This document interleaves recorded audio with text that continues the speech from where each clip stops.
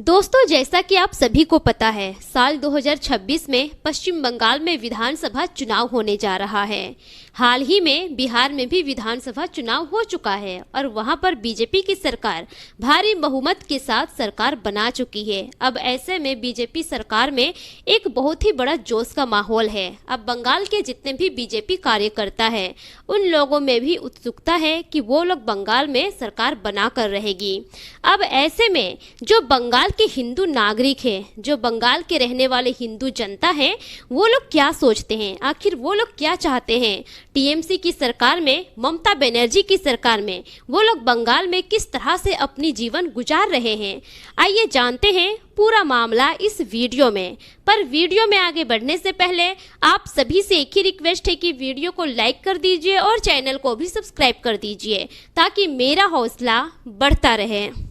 दोस्तों, जैसा कि आप सभी को पता है, जब से बंगाल में एसआईआर शुरू हुआ है, तब से बड़े बड़े न्यूज़ चैनल बंगाल में आकर ग्राउंड रिपोर्टिंग कर रहे हैं और वो लोग इलेक्शन तक यहाँ पर रहेंगे और ग्राउंड रिपोर्टिंग करेंगे। अब ऐसे में एक न्यूज़ चैनल है जिसका नाम है पब्लिक रिएक्शन बैंक। उनके एक रिपोर्टर है जिनका नाम है दानी संसार। दानी संसार पहुँचते हैं कोलकाता शहर में। कोलकाता शहर के बीच सड़कों पर वो जनता से पूछताछ करते हैं। वहाँ के रहने वाले जो आम पब्लिक है, उनसे पूछताछ करते हुए वो सवाल करते हैं एक व्यक्ति से जिनका नाम होता है वैभव। उनसे कहते हैं कि क्या चल रहा है बंगाल में, किसकी सरकार बनेगी। तब जाकर वैभव कहते हैं कि इसमें कोई शक नहीं है, बंगाल में जो दीदी की सरकार है, टीएमसी की सरकार है, वो टीएमसी की सरकार ही रहेगी। अब रिपोर्टर पूछते हैं कि अब तो ऐसा नहीं चलने वाला है, क्योंकि बीजेपी जिस तरह से बिहार में भारी बहुमत के साथ सरकार बना चुकी है। अब वैसे ही बीजेपी का दावा है, वो लोग बड़े जोश में हैं और वो लोग कह रहे हैं कि इस बार बंगाल से भी टीएमसी की सरकार वो उखाड़ फेंकेगी और बीजेपी की सरकार बंगाल में बनने जा रही है। अब वैभव कहते हैं कि ऐसा कभी नहीं हो सकता है। साल 2021 में जिस तरह से दीदी बंगाल में जीती थी, साल 2024 में जिस तरह से दीदी बंगाल में जीती थी, साल 2026 आने वाले विधानसभा चुनाव में भी दीदी की ही सरकार बनने जा रही है। यहाँ पर बीजेपी का कुछ नहीं चलने वाला। रिपोर्टर दानी संसार वैभव से ये भी पूछते हैं कि इस बार तो एसआईआर हो रहा है बंगाल में और ऐसे में 50 लाख वोट तो कटने जा रहा है। अब ऐसे में दीदी कैसे जीत सकती है? अगर 50 लाख वोट कट गया तो दीदी तो ऐसे ही हार जाएगी, सत्ता तो ऐसे ही उनसे छिन जाएंगी। अब वैभव कहते हैं कि ऐसा कुछ नहीं होने वाला है, जो भी हो रहा है होने दीजिए। और आपको किसने कह दिया कि 50 लाख वोट कट रहे हैं? जितने भी घुसपैठिए हैं जो बांग्लादेश से बंगाल में आए हुए थे, वो लोग अपने घर वापस जा चुके हैं। नाम कट गया, कोई प्रॉब्लम नहीं है, लेकिन इससे टीएमसी की सरकार को कोई प्रॉब्लम नहीं होगी। आने वाले विधानसभा चुनाव में वैसे ही दीदी की सरकार बनने जा रही है। वैभव ये भी कहते हैं कि जो भारतीय जनता पार्टी है वो सिर्फ जुमलेबाज पार्टी है, उनको सिर्फ जुमला करना आता है और इसके अलावा कुछ नहीं आता। साल 2014 में जब उनकी सरकार बनी थी, तब उन्होंने वादा किया था कि हर जनता के खाते में 15-15 लाख रुपए देंगे। क्या 15 लाख किसी के खाते में पहुंचा? उन्होंने तो ये भी कहा था कि 3 लाख नौकरियां भी दी जाएगी। क्या किसी को 3 लाख नौकरियां मिली है? कुछ नहीं हुआ। भारतीय जनता पार्टी सिर्फ जुमलेबाज पार्टी है और कुछ नहीं। अब उसके बाद रिपोर्टर दानी संसार वैभव से ये भी पूछते हैं कि अच्छा दीदी का आप काम ही बता दीजिए कि दीदी ने बंगाल में किया क्या है। तब जाकर वैभव कहते हैं कि आप जिस सड़क पे खड़े हैं ना, जिस इलाके में खड़े हैं, चारों बगल नज़र घुमाकर देख लीजिए कि ये कैसा सिटी है।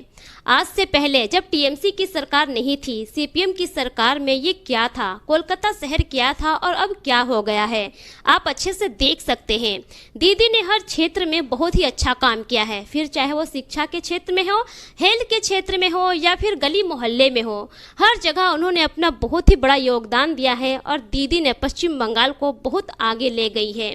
तो दीदी से बेहतर काम आज से पहले कोई नहीं किया था, किसी की सरकार नहीं की थी। दीदी के राज्य में यहाँ पर सभी कम्युनिटी के लोग एक साथ मिलजुल कर रहते हैं।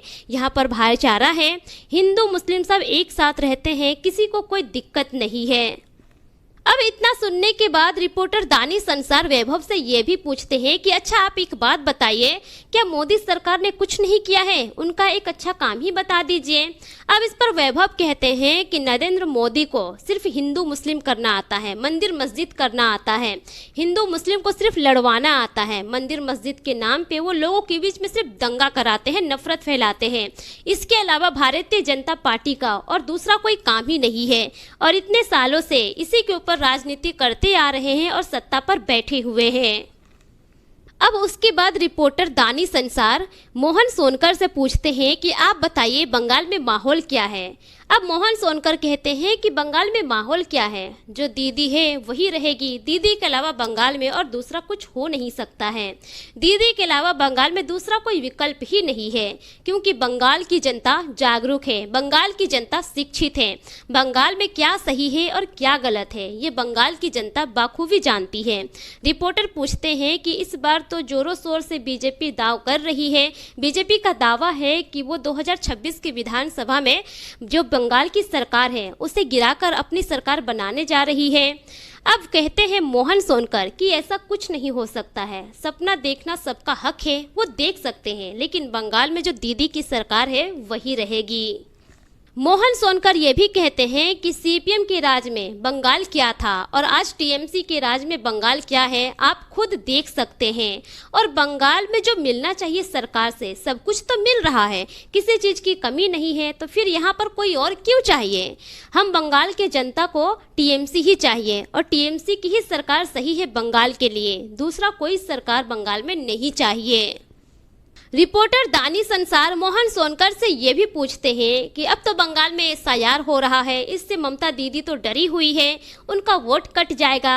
अब मोहन सोनकर कहते हैं कि वो क्यों डरेगी, आखिर काम करने वाले कभी डरते नहीं हैं। उन्होंने जितना काम किया है बंगाल के लिए वो बहुत ही ज़्यादा है। इससे पहले जितनी भी सरकार बनी थी बंगाल में किसी ने भी इतना काम नहीं किया है, तो ममता दीदी को डरने की ज़रूरत नहीं है। रिपोर्टर दानिश संसार फिर से सवाल करते हैं कि मोदी जी तो ये कहते हैं कि दिल्ली बिहार तो वो जीत गए हैं भारी बहुमत के साथ, अब की बार बंगाल। अब वो कहते हैं मोहन सोनकर कि ऐसा कुछ नहीं हो सकता है, मोदी जी आएंगे, चुनाव प्रचार करेंगे, लड़ेंगे भी, लेकिन वो जीत नहीं पाएंगे, क्योंकि जो बंगाल की जनता है ना वो बहुत जागरूक है, शिक्षित है और शिक्षित लोग कभी भी इस तरह का कदम नहीं उठाएंगे। जिस तरह से दिल्ली में वहाँ पर हड़कंप मचा हुआ है, जब से बीजेपी की सरकार आई है लोगों का रहना वहाँ पर मुश्किल हो गया है।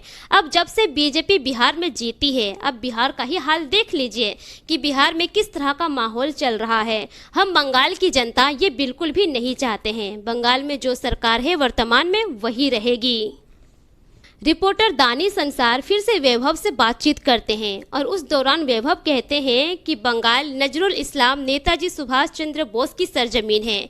जो भी पार्टी यहाँ पर भाईचारा खत्म करने की बात करेगी, हिंदू मुस्लिम करने की बात करेगी, मंदिर मस्जिद के नाम पर वोट लेने की बात करेगी, वो सरकार बंगाल में कभी नहीं टिक पाएगी।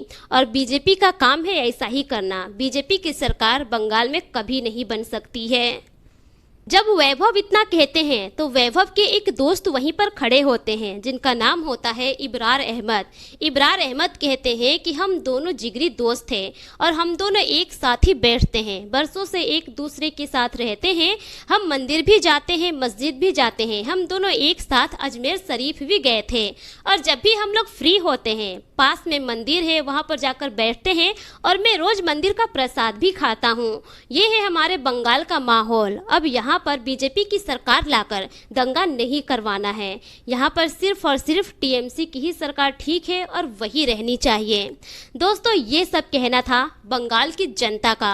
अब इस पर आप क्या सोचते हैं, आपकी क्या राय है? अपनी राय कमेंट सेक्शन में जरूर दीजिए और इस वीडियो को ज़्यादा से ज़्यादा शेयर कीजिए।